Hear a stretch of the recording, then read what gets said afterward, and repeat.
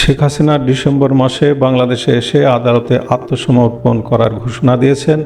এই খবরে তো সবার খুশিতে মিষ্টি বিতরণ করার কথা, তাই না? যারা তাকে দেশে ফিরিয়ে এনে ফাঁসি কার্যকর করতে চায় তারা তো এটাই চেয়েছিল। তাহলে উনি নিজে এসে ধরা দেওয়ার কথা বলার পর সবাই হঠাৎ রেগে যাচ্ছে কেন? সবচেয়ে ইন্টারেস্টিং এবং মজার প্রতিক্রিয়াটি জানিয়েছেন আসিফ নজরুল। তিনি বলেছেন, এভাবে বারবার দেশে আসার মিথ্যা ঘোষণা দিয়ে নেতাকর্মীদের উত্তেজিত করে তাদের বিপদগ্রস্ত করবেন না। হঠাৎ করে আওয়ামী লীগ নেতাকর্মীদের প্রতি এত দরদ কোথা থেকে উতলে পড়ল?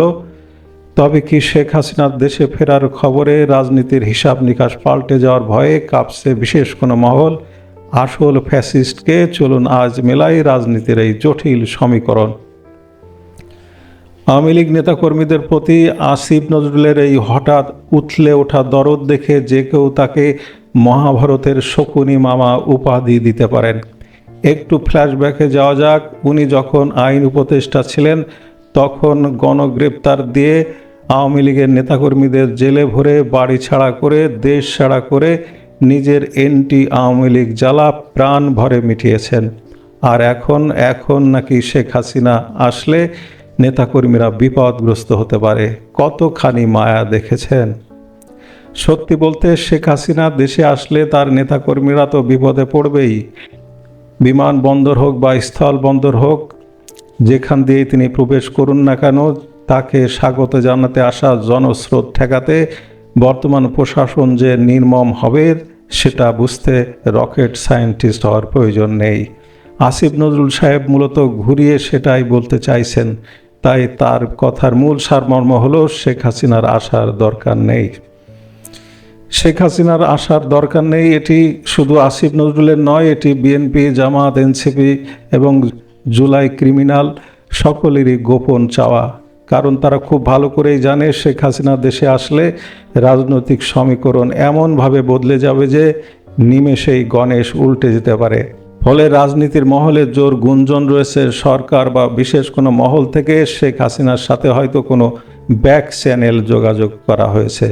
যদি খুব শিগগিরই দেখেন যে আওয়ামী লীগকে রাজনীতিতে অনেকটাই ছাড় দেওয়া হয়েছে, তাহলে বুঝে নেবেন শেখ হাসিনা এখনই দেশে ফিরবেন না।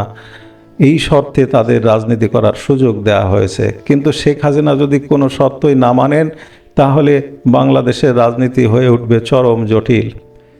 উনি সত্যিই দেশে আসবেন, এই মেসেজটি তার শত্রুরা সিরিয়াসভাবেই নিয়েছে।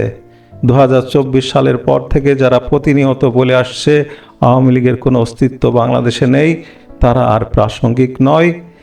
তারা আসলে জানত যে বাংলাদেশের সকল ডান বাম জঙ্গি একদিকে আর আওয়ামী লীগ একদিকে। বর্তমানে এক পক্ষ নিজেদের মধ্যে দুই দল সেজে সরকারি দল আর বিরোধী দল নামের স্বামী স্ত্রীর গুপ্ত খেলা খেলছে। আর প্রধান প্রতিপক্ষের দেশে আসার খবরে সেই বউ জামাই খেলা এখন রীতিমতো বেসামাল। এবার আসুন আসিফ নজরুলের কাছে একটি সোজা প্রশ্ন রাখি, ফ্যাসিস্ট আসলে কে? ইতিহাসের পাতায় নজর রাখলে দেখা যায় আসিফ নজরুল গত 16 বছর ঢাকা বিশ্ববিদ্যালয়ে শুধু যে নির্বিঘ্নে চাকরি করেছেন তা নয়, মার্কিন ডলারে বসে ষড়যন্ত্র করেছেন দিনরাত।